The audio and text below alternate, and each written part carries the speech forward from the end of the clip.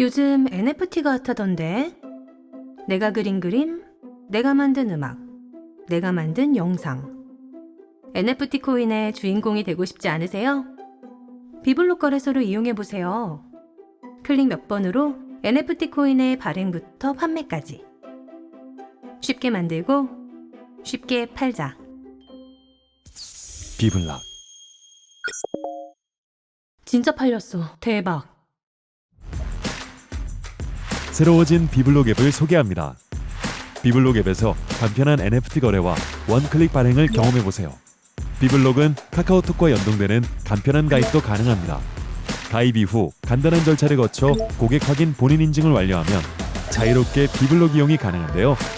비트코인과 이더리움 같은 가상자산 거래도 지원하며 국내 최초로 지원되는 NFT 다중 노드를 통해 동일한 NFT 노드를 지원하는 해외 플랫폼과도 연동이 가능한 것이 큰 장점입니다. 비블록의 NFT 마켓플레이스, 지금 경험해보세요. 고려대학교 정보보호대학원 김형중 특임 교수님께서 또 귀한 발표 도와주시겠습니다. 지금 함께 하시죠.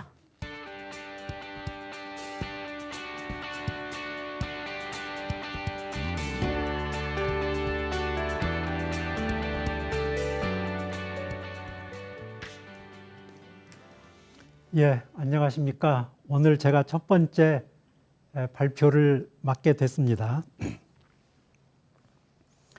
여러분이 그 NFT가 무엇인가 이미 알고 계시는 분도 계시겠지만 NFT라고 하는 것이 등장하기 전에 먼저 비트코인이나 이런 코인들이 등장을 했습니다. 이런 코인을 우리가 펀저블 토큰이라고 합니다. 그래서 펀저블 토큰하고 넌 펀저블 토큰하고 차이가 무엇인지 여러분에게 간단하게 설명을 좀 드리도록 하겠습니다.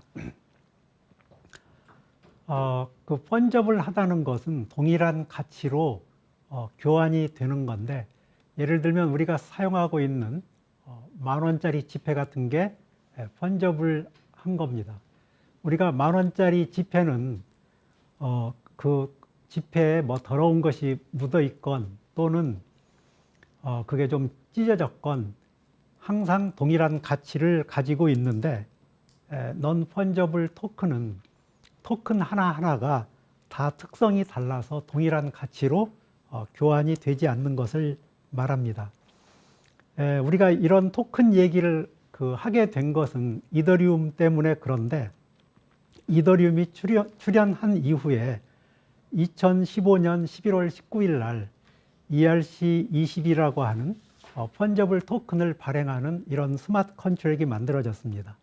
그래서 이런 스마트 컨트랙을 바탕으로 해가지고 여러 가지 토큰이 만들어졌는데, 체인링크라든지 메이커, 루프링, 테더 이런 것들이 만들어졌습니다. 그리고 2018년 1월 24일 날 ERC721이라고 하는 넌 펀저블 토큰 스마트 컨트랙이 만들어졌는데, 사실은 이 스마트 컨트랙이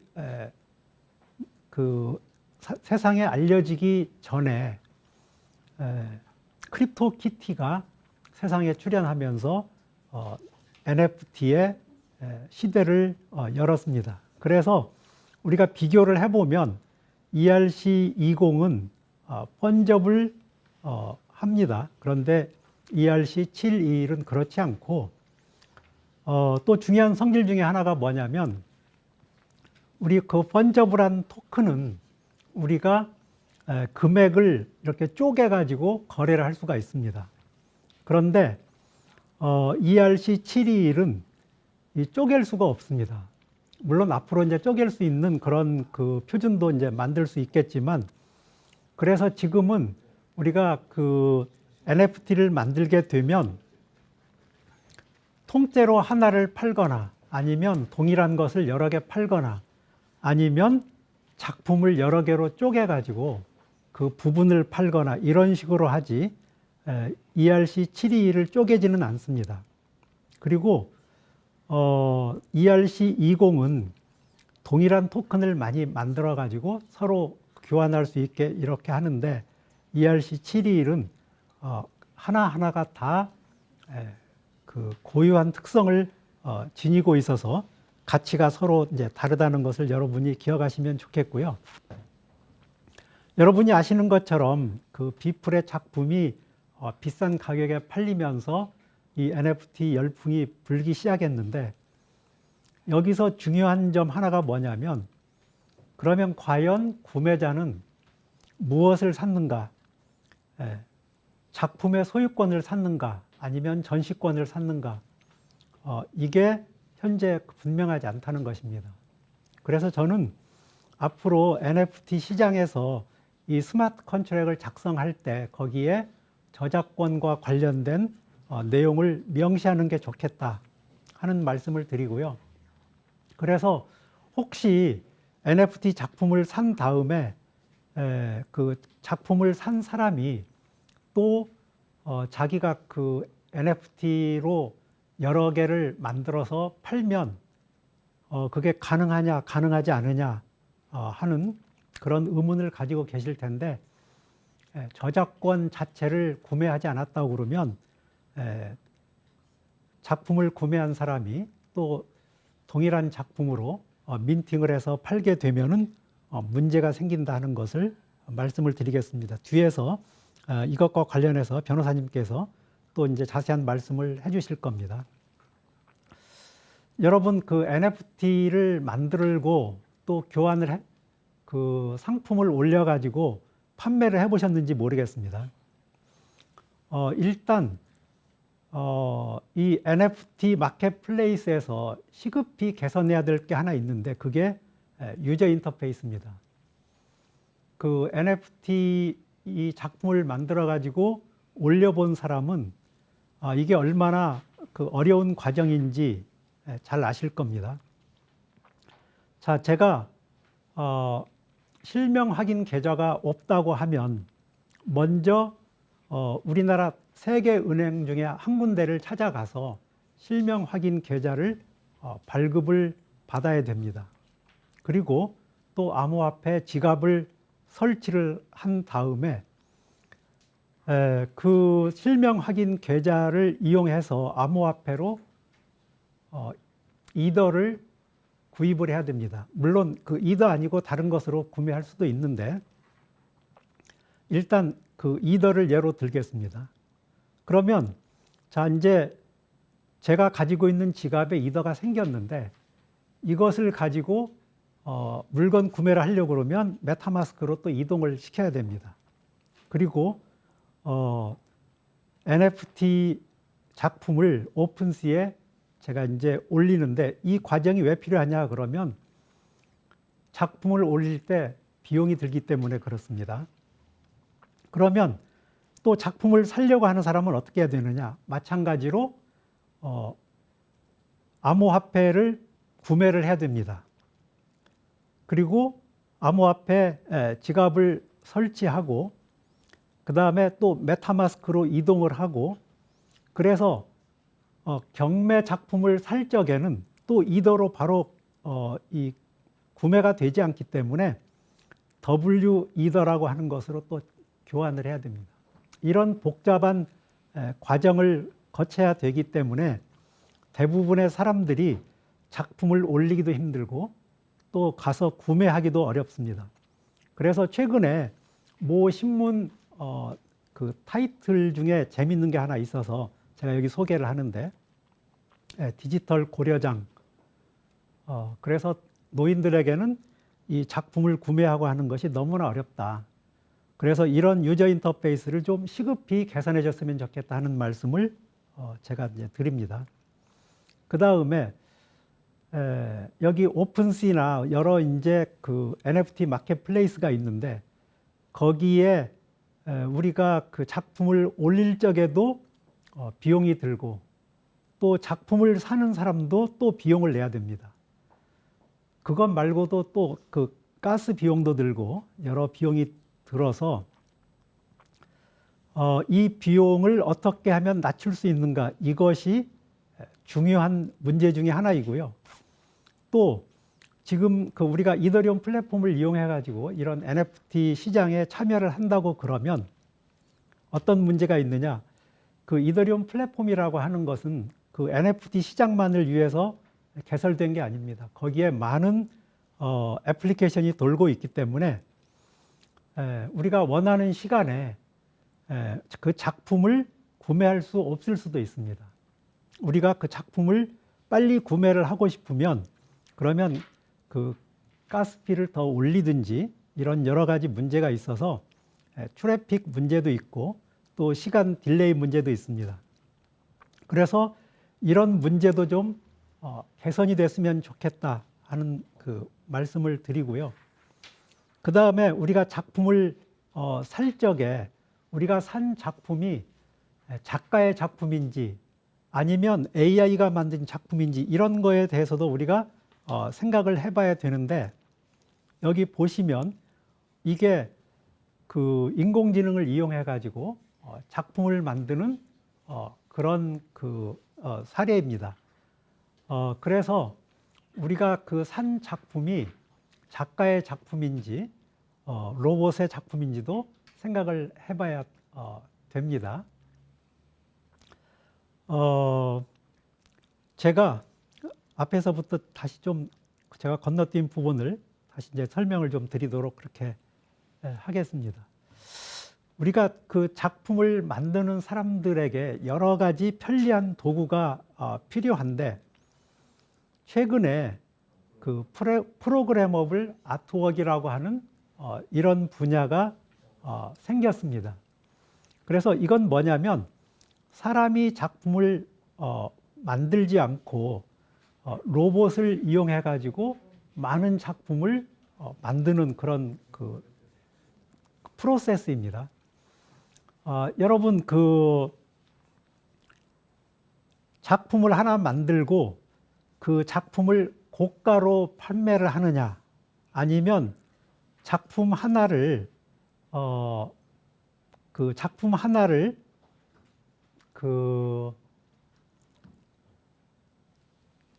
이제 여러 개 올려가지고 서로 다른 가격으로 이제 옥션을 하느냐 이런 방법이 있는데 이 경우에는 작품은 하나입니다. 작품은 하나이고 파는 방법이 다를 뿐입니다. 그런데 또 다른 방법으로는 어떻게 그 동일한 작품을 다른 가격으로 팔 수가 있느냐. 작품이 조금씩 달라야 된다. 해가지고 이제 많은 작품을 동시에 만드는 그런 기술이 필요한데 그렇게 하려고 하다가 보면 어떤 기술적 방법이 필요합니다. 여러분 그 이 화면을 보시면 화면 왼쪽에 마스터라고 해가지고 모나리자처럼 생긴 완전한 그림이 있습니다. 그 오른쪽에는 얼굴만 있는 부분, 그 다음에 가운데에는 몸통만 있는 그림, 그리고 오른쪽에는 그 배경이 있는 이런 그림이 있는데 우리가 이것을 각각의 레이어라고 그럽니다. 여기는 지금 3개의 레이어가 있어가지고 이 레이어를 우리가 조금씩 바꾸면 그러면 이걸 합성해서 다른 그림이 만들어집니다. 여러분 오른쪽 위에 보시면 그 완성된 그림이 있는데 그 가운데하고 아래편을 보면 배경이 이게 다른 것을 보실 수 있습니다. 우리가 저 레이어를 조금씩 바꾸면 그러면 다른 그림이 만들어지고 그러면 짧은 시간에 이런 기술을 이용해 가지고 많은 작품을 만들 수가 있습니다. 그래서 여기 보시면 이게 이제 크립토 키티인데 크립토 키티는 거기 캐트리비트라고 그래 가지고 고양이의 성질을 나타내는 여러 가지 그 특징이 있습니다. 예를 들어서 털 색깔, 뭐 입의 모양, 눈 모양. 그래서 이런 여러 가지 그 성질을 레이어별로 구분을 해가지고 그래서 매번 다른 특성을 가진 고양이를 생성해내는 것입니다. 이렇게 함으로써 지금까지 그 수십만 개의 고양이가 탄생이 됐는데 동일한 고양이가 없습니다. 그래서 이런 레이어를 이용해 가지고 작품을 만들 수 있어서 마켓플레이스를 제공하는 곳에서는 이런 도구도 제공을 해주면 좋겠다 하는 말씀을 드리고요. 그 다음에 이렇게 로봇을 이용해 가지고 작품을 만드는 이런 세상이 됐습니다. 그래서 이런 경우에는 이게 사람이 만든 작품인지 로봇이 만든 작품인지, 그래서 이게 정당한 가치가 있는 것인지 이런 의문을 가질 수도 있는데, 그래서 작품을 마켓플레이스에서 제공을 해줄 적에는 이런 내용을 좀 명확하게 해가지고 사람들이 작품을 선택할 때 확실한 정보를 가지고 고를 수 있도록 이런 조치를 좀 해주시면 좋을 것 같습니다. 이것도 그 인공지능 이런 기술을 이용해 가지고 작품을 만든 이런 사례입니다. 이것도 마찬가지로 대학의 연구실에서 이런 작품을 만들어 가지고 제공을 하고 있습니다. 그래서 NFT 시장이라고 하는 것은 우리가 생각하는 것보다 굉장히 다양성을 가지고 있습니다.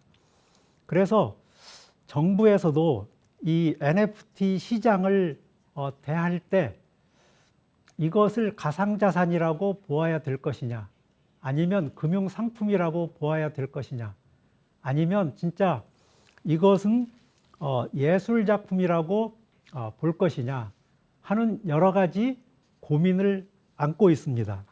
그래서 정부에서 이것을 당장에 규제를 할 것이냐 말 것이냐 여러 가지 그 고민이 있는데, 이런 그 고민을 우리가 이번 그 기회를 통해서 좀 논의해보고 좋은 방안을 찾을 수 있는 기회를 마련했으면 좋겠습니다.